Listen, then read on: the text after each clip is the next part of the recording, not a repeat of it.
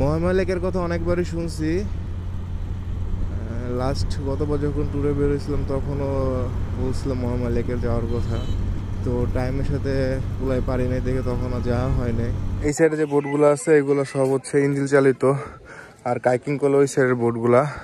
আর এখানে মোটামুটি হাঁটা যায় বোধহয়, এদিক দিয়ে রোড গেছে ভিতর দিয়ে হাঁটা যায়, এই সাইডেও যায় এদিক দিয়েও যায় হাঁটা, বাম দিয়ে হাঁটা যায়।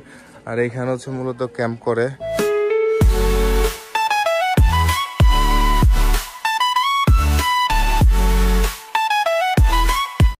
আসসালামু আলাইকুম সবাইকে। তো আজ সীতাকুণ্ডের সেকেন্ড দিন, আর আজকে হচ্ছে ঢাকা ব্যাক করবো। তো আমরা হোটেল থেকে চেক আউট করলাম, আর এটা হচ্ছে হোটেলটা। হোটেলের সব ডিটেল ডিসক্রিপশনে থাকবে। হোটেলের নাম হচ্ছে হোটেল সিরাজ আবাসিক। তো হোটেল থেকে বিদায় নিয়ে নিলাম, তাও নিতে নিতে 11টা বেজে গেছে। তো এখন ঢাকার উদ্দেশ্যে রওনা হয়ে যায়। মূলত বের হইতে চাইছিলাম আরেকটু আগে, তো বের হতে হতে একটু লেট হয়ে গেল। আর লেট হলে কি করার, ট্যুরে গেলে একটু লেট হতেই পারে, কিছু করার নাই। আর আমরা ঢাকার দিকে ব্যাক করতে করতে আজকে প্ল্যান করছি যে একটু ঘোরাঘুরি করব। আমাদের যাওয়ার পথে মহামায়া লেক পড়বে, তো চিন্তা করছি ওইটা একটু ঘুরে এরপর আস্তে আস্তে ব্যাক করবো। এই কারণে একটু সকাল সকাল বের হলাম, না হলে আর পরে বেরোলে সমস্যা ছিল না। আর ইনশাল্লাহ চিন্তা করতে ঢাকা 6টা-7টার ভিতরে ঢাকা থাকবো। আর সীতাকুণ্ডের থেকে মহামায়া লেকে যাইতে বেশি টাইম লাগে না। এই ম্যাপে দেখলাম কত 30 কিলোর মতো সীতাকুণ্ড থেকে মহামায়া। তো ওখানে ঘন্টাখানেক একটু ঘোরাঘুরি করলাম, করে এরপরে আস্তে আস্তে ব্যাক করবো। Bye bye Sitakunda. হ্যাঁ, ভালোই লাগছে সীতাকুণ্ড ঘুরে। আর মানুষ যে বলে সীতাকুণ্ড একদিনে ঘোরা যায়, আসলে এতটাও সত্য না। সীতাকুণ্ড ঘুরতে হলে একটু হাতে টাইম আনা লাগে। যদি সব কয়টা ঝর্ণায় মানে 50% ঝর্ণায় যদি ঘুরতে চান তাও টাইম আনা লাগে। কারণ কালকে আমরা 2 স্পটে যাই, আমাদের অবস্থা খারাপ। বিচ তো কাছেই, গুলিয়াখালী সি বিচ, এটা সীতাকুণ্ড শহর থেকে বেশি দূরে না, 30 টাকা করে লাইনের যে সিএনজিগুলো আছে ও নেয়। এই কারণেই সীতাকুণ্ড যদি ঝর্ণা আরও দেখতে চান তাহলে 2-3 দিন টাইম আনা লাগবে। আমাদের হাতে যেহেতু সময় কম, তো এই কারণে যে দুইটা যা দেখছি এটাই এনাফ। হাত পায়ের অবস্থা খারাপ, হাঁটার মতো অবস্থা নাই, ব্যথায়। অবশ্য আমার কম, কারণ এর আগে আমার ট্রেকিং করে অভ্যাস আছে, এই কারণে আমি এতটা পাইতেছি না। কিন্তু আমার পিলনের অবস্থা খারাপ। মনে করছিলাম এই টাইমে বেরোলে গাড়ির চাপটা কম পাবো, এখন দেখতেছি ভালোই গাড়ি আছে। মহামায়া লেকের কথা অনেকবারই শুনছি। লাস্ট গতবার যখন ট্যুরে বেরোয়েছিলাম তখনও বলছিলাম মহামায়া লেকের যাওয়ার কথা, তো টাইমের সাথে কুলাই পারি নাই দেখে তখন আর যাওয়া হয় নাই। তো চিন্তা করলাম হাতে প্রচুর সময় আছে, যেহেতু সীতাকুণ্ডার কোথাও ঘুরবো না, ঢাকা ব্যাক করবো, তো এই কারণে মহামায়া লেকটা ঘুরে গেলাম, দেখাও হয়ে গেল। আর ওইখানে কাইকিংও তো করা যায়, তো সময় পেলে ওইটাও করবো। ঘোরাঘুরিতে খরচও তেমন একটা বেশি না, আহামরি অনেক বেশি খরচ এরকম না, মোটামুটি অল্প খরচে ঘোরা যায়। শুধু স্পটগুলো চিনে রাখলে হয়। আর মেনলি আপনি যদি দুইজনেরা আসেন, একজন বা দুইজন আসেন গ্রুপ ছাড়া, তাহলে কি এখানে আসলে দেখবেন, তারপর সকালে যে চন্দ্রনাথ যান দেখবেন এখান থেকে অটোমেটিকলি গ্রুপ হয়ে গেছে। মানে যাদের 1-2 জন আছে বা 5 জনের গ্রুপ, তাদের সাথে অনেকের সাথে কথা বললে দেখবেন তারা বলে হ্যাঁ ঠিক আছে ভাই চলেন। তো ওইভাবে আপনার গ্রুপ বড় হইলেও আপনার ট্রান্সপোর্ট কস্টিংটা কম আসবে। বাইক নিয়ে ওইসব পয়েন্টে যাওয়া যায় না তা না, যাওয়া যায়, কিন্তু একটু রিস্ক আছে। সাপোজ চন্দ্রনাথ মন্দিরে ভাবছিলাম বাইক নিয়ে উঠা যায় না, কারণ যে ওটা বৃষ্টির সময় অফ করে দেয় যতটা শুনছি। কিন্তু এখন এসে দেখি যে না, উঠা যায়। ওই ইকো পার্কের ওই দিক দিয়ে রোড আছে, ওটাতে উঠা যায়। কিন্তু ওটা সেফ মনে করি নেই, কারণ সকালে বৃষ্টি নামছে, সারা রাতে বৃষ্টি ছিল, সকালে বৃষ্টি ছিল, ওই রোডটা ভালো না, ইটের সোলিং। তো বাইক নিয়ে ওঠাটা অনেকটা রিস্ক হয়ে যায়। তো এই কারণে চিন্তা করলাম দরকার নেই। I found a photo in the drawer last night. Edges frayed like a storm hit the fight. Your face froze in a second of light. But who are you? Arif back then.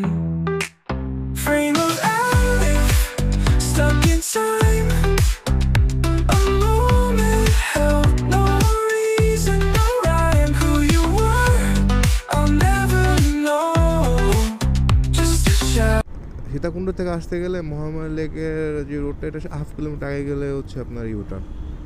তো প্যারা নাই, চিল। বামে রোডটাই হচ্ছে মহামায়া লেকের road.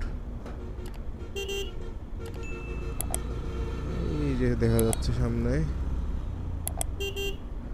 বড় করে banner আছে, Mahamaya lake eco park.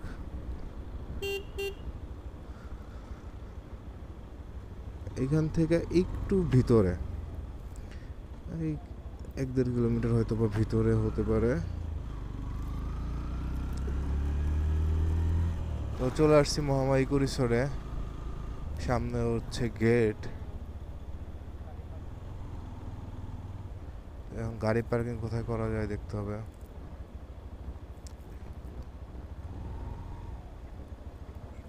তো এখানে পার্কিং এর ব্যবস্থা আছে ভালো। ব্যাগ রাখার কোনো জায়গা আছে? একটা ব্যাগই, ব্যাগ রাখতে 10 টাকা করে।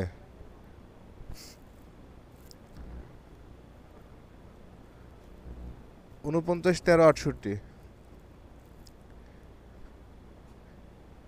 বাইকের কি আছে পার্কিং চার্জ? হ্যাঁ, এমনি আমাদেরই কত এন্ট্রি ফি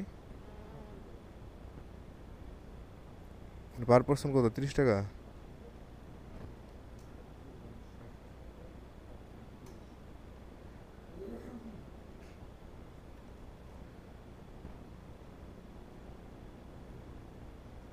পার্কিংটা রাখতে হবে। পার পার্সন হচ্ছে 30 টাকা করে, 30 60, বাইকে 30 পার্কিং। তো আমরা এখন আছি হচ্ছে মহামায়া লেকের ভিতরে, ঢুকলাম মাত্র। এটা হচ্ছে প্রবেশ গেট। তো আপনারা তো দেখলেন এখানে ব্যাগও রাখা যায়, ব্যাগ 10 টাকা করে ব্যাগ প্রতি বোধ হয়। তো গেট দিয়ে ঢুকা বেশ খানিকটা হাঁটতে হয়, অনেকটা একটু হাইটে গেলেই হচ্ছে লেক। তো হাঁটতে হাঁটতে বোরিং হবেন না, দুই সাইডে যে সুন্দর পরিবেশ, আর মানে দেখলে মন ঠান্ডা। এই রোড দিয়ে একটু হাইটে সামনে গেলে মেন লেকটা। আর এখানে আপনার চাইলে ক্যাম্পও করতে পারেন, এনাদের ক্যাম্প আছে, খরচও কম। তো সামনে গেলে ক্যাম্প কোথায় করে দেখাবো আপনাদেরকে। আমরা ভুল করছি, আমরা যদি মানে এটা আগের থেকে খেয়াল ছিল না, তাহলে গতকালকে সীতাকুণ্ড ঘুরে রাতে চলে আসতাম এখানে। তো রাতের বেলা ক্যাম্পিং করে পরে সকালে আস্তে আস্তে রওনা দিতাম। তো ক্যাম্পিং করতে বেশি না, 600 টাকা বোধ হয় প্যাকেজ, 600-700 এরকম প্যাকেজ। আমি আগে যখন শুনছি, একবার আসিনি কখনো, আগে শুনছি 600 টাকা করে প্যাকেজ। তবে হ্যাঁ, আগে থেকে বুকিং দিয়ে আসতে হয়। ফাইনালি মহামায়া লেকের সামনে, এই যে এইখানে হচ্ছে আপনার ক্যাম্প করে থাকা যায়, বলতে এইখানেও থাকে, আবার পিছনে এই উপরে এখানে থাকা যায়। আর এইগুলো হচ্ছে বোট, চাইলে এখান থেকে বোট ভাড়া করে ঘুরতেও পারবেন, চাইলে কাইকিংও করতে পারবেন। এই সাইডে যে বোটগুলো আছে এগুলো সব হচ্ছে ইঞ্জিন চালিত, আর কাইকিং করলে ওই সাইডের বোটগুলা। আর এখানে মোটামুটি হাঁটা যায় বোধ হয়, এদিক দিয়ে রোড গেছে, ভিতর দিয়ে হাঁটা যায়, এই সাইডেও যায়, এদিক দিয়েও যায় হাঁটা, বাম দিয়ে হাঁটা যায়। আর এইখানে হচ্ছে মূলত ক্যাম্প করে বেশিরভাগ টাইমে, মানে ম্যাক্সিমাম এইখানে ক্যাম্প করে। আর এর বাইরে দেখালাম ওইদিকে করে। আর এই দিক দিয়ে নিচে নেমে গেলে হচ্ছে মসজিদ আছে। কাইকিং কত করে? 1 ঘন্টা 300, আধা ঘন্টা 200।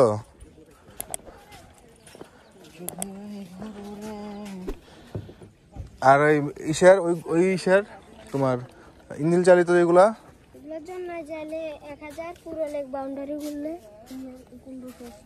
পুরা লেক বাউন্ডারি ঘুরলে 1500 ঝর্ণা সহ। পানি নেই। কয়জন এক ইসে উঠা যায়? 8 থেকে ছোট বড় 10 জন, আর বড় হলে 8 জন। বড় হলে 8 জন, তাই তো? লেক ঘুরতে কতক্ষণ লাগে?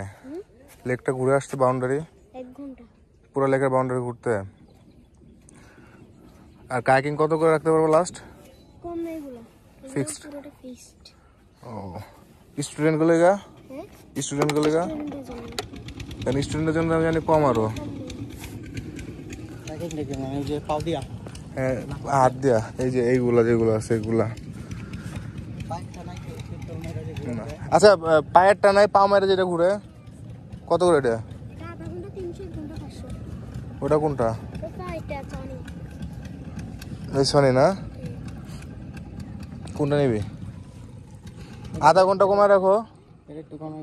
আধা ঘন্টা নিয়ে যান, 40 মিনিট করতে পারবেন। 40 থেকে যদি আমি 10 মিনিট বাড়তে দিচ্ছি, 10 মিনিট থেকে যদি 15 মিনিট হয়, 5 মিনিট যদি বাড়তে হয়, আবার আধা ঘন্টা প্রে করা হবে। ওরে বাবা, আরেক সিন্ডিকেটের কথা কইলা। 10 মিনিট আমি এমনি বাড়তে দিচ্ছি। 40 টাকা এটাকে তোমার এই যে 200 রাখা যায় না? কম নেই, কম নেই। চাইছিলাম তো কাইকিং করবো, কিন্তু কাইকিং করার এক্সপিরিয়েন্স নাই, এই কারণে করার সাহস পাইতেছি না। আর এই সাইডে যে প্যাডেলে যে বোটগুলো আছে এইগুলা আধা ঘন্টা 300, 1 ঘন্টা 500, কিন্তু এখানে বোর্ডের অবস্থা তো বেশ একটা ভালো না। যে এই সাইডের এই বোটগুলা, এগুলো হচ্ছে প্যাডেল সিস্টেম। আবার ও আধা ঘন্টার জায়গায় টাকা কম রাখতে পারবে না, কিন্তু আধা ঘন্টার জায়গায় 40 মিনিট দিবে চালাইতে, কিন্তু 40 মিনিটের পর যদি 5 মিনিটও দেরি হয় তখন আবার আধা ঘন্টা টাকা দিতে হবে। মানে পুরাই সিন্ডিকেট। এটা হচ্ছে পুরা লেকটা। এটা ইজি, বুঝছো? এক সাইডে তুই এক সাইডে মারবি, আমি এক সাইডে মারবো, লাগলে লেকের মাঝখানে যায় খালি ঘুরবো।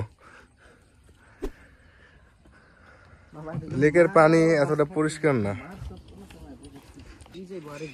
না এগুলো তো ওটার মতন তোর ডাইনে ভাবে ঘুরানোর ইয়ে আছে, এটা তো ডাইনে ভাবে ঘুরানোর ইয়ে না, এটা দুটাই বইটা মেরে মেরে যাওয়া লাগবে দুই সাইডে। আর ওটা হচ্ছে প্যাডেল দিয়া। পানি এরকম থাকে, পানি একটু বেশি থাকে, পানি এই যে এই পর্যন্ত উঠে, এখন একটু পানি কম। ওই যে ওই সাইডে এক গ্রুপ যাচ্ছে নৌকা ভাড়া করে, এটা ঘুরতে 1 ঘন্টা লাগে। এখানে হলো ঝর্ণা আছে একটা, না পুরো ঝর্ণা লেক তো ঘুরবো না। আধা ঘন্টা ক্যাপচার করে আইতে পারবি না, বইটা কন্ট্রোল আইতে 20 মিনিট লাগবে ভাইয়া। ওইটা পাওয়ের আর কোনো ধারা চাইছ না, তাইলে আর কাইকেও করবো না, ইয়েও করা দরকার নেই, এমনি একটু ঘুরে ঘুরে দেখা চলে যায়। পুরো এখানে জায়গায় জায়গায় বেঞ্চ আছে, আপাতত একটু বেঞ্চে বসে 5 মিনিট জিরায়, এরপরে একটু হাঁটবো। যে এই দিক দিয়ে নিচে যায় হাঁটা যায়, নিচে নামা যায়, পর এই দিক দিয়ে উপর দিয়ে হাইটে পাহাড়ের দিক যাওয়া যায়, মানে সাইড দিয়ে পুরোটা ঘোরা যায়। যদি হাতে অনেক সময় থাকে তাহলে ঘুরতে পারবেন। আমি নিচে নামলাম, এই ডানে হচ্ছে মসজিদ আছে, আর এইখানেও আরেকটা কি কটেজ, আর এই সাইডে মানুষ বসার জন্য জায়গা আছে, নিচে পোলাপানও আছে। তো এখানে আবার অনেক ঠান্ডা, নিচে নামা যাক। এটা হচ্ছে পুরো লেকের ম্যাপটা, ইন ডিটেলস এখানে সবই লেখা আছে, কোন জায়গা কতটুকু কী যাবে, লেকটা কত বড়। লেকটা সুন্দর আসলে। আর ওই সাইড দিয়ে সব পাহাড়, মানে পাহাড় শুরু এই দিকের থেকে। আমরা এখন বের হয়ে যাইতেছি, দুপুর টাইমে আসছি তো প্রচুর রোদ, আর এইখানে ক্যাম্প না করলে আসলে মজা পাওয়া যায় না। রাতে ক্যাম্প করলে ক্যাম্প ফায়ার হয়, বারবিকিউ হয়, তো ওই টাইমে হচ্ছে আপনার মানে একটা আলাদা ভাইব আসে। কিন্তু এছাড়া একটু অল্প টাইমের জন্য আইসা লাভ নেই। বোর্ড যে নিব, কাইকিং করবো যে, বা এমনি প্যাডেল বোর্ড যে নিব, যেই রোদের তাপ অবস্থা খারাপ হয়ে যাবে। আরও আমাদের ওরকম এক্সপিরিয়েন্স নাই বোট চালানো, সমস্যা ওইখানে। তো শুধু রিস্ক নিয়ে লাভ নেই। তো আমরা এখন মহামায়া লেক থেকে বের হইতেছি, যে রোদ থেকে আর ঘুরলাম না। তো সামনে হচ্ছে মহামায়া লেক। এখন আমরা হচ্ছে ঢাকার দিক ব্যাক করব, যে গরম এই কারণে লেকে বোট দিয়ে ঘোরা হলো না।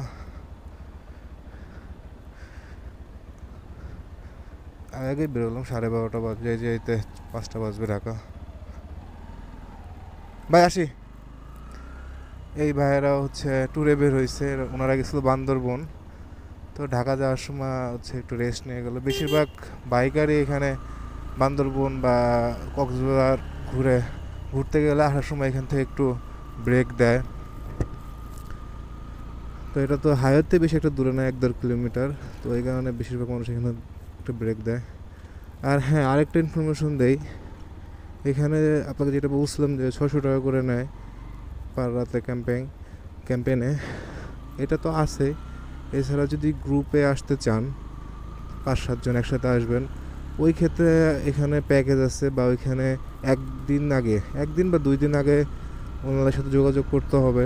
আর আমি ডিসক্রিপশনে একটা নাম্বার দিয়ে রাখবো, এইখানে যা ক্যাম্পিং করায়, যারা অর্গানাইজেশন করে এটার তাদের নাম্বার।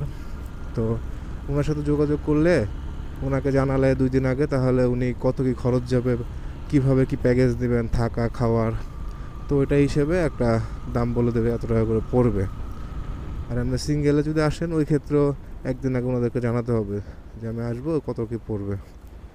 তো যারা আসবেন অবশ্যই আগের থেকে ফোন দিয়ে জানিয়ে আসবেন, কথা বলে আসবেন, কথা না বলে আসবেন না। তো আমাদের ঘোরাঘুরি শেষ, 2 দিনের ট্যুর শেষ। শুক্রবার রাতে আসছি, শনিবার পুরোপুরি ঘুরছি সারাদিন, আর হচ্ছে রবিবার মহামায়া ইকো রিসোর্টটা দেখে ব্যাক করতেছি। তো এখন বলে হচ্ছে খরচের কথা। টোটালে আমাদের কত টাকা খরচ হয়েছে দুজনের, আমরা একটা ক্যালকুলেশন করছি, আসা যাওয়া খাওয়া মিলে আমাদের 8,000 টাকার মতো খরচ হয়েছে। কিছুটা কম একটু বেশি ধরছি, যেহেতু বাইকে আসছি, বাইকের তেল খরচ ধরতে হবে। তো এইগুলো সব মিলে 2 দিন থাকা হোটেলে, সব মিলে খাওয়া দাওয়া মিলে 8,000 টাকার মতন গেছে।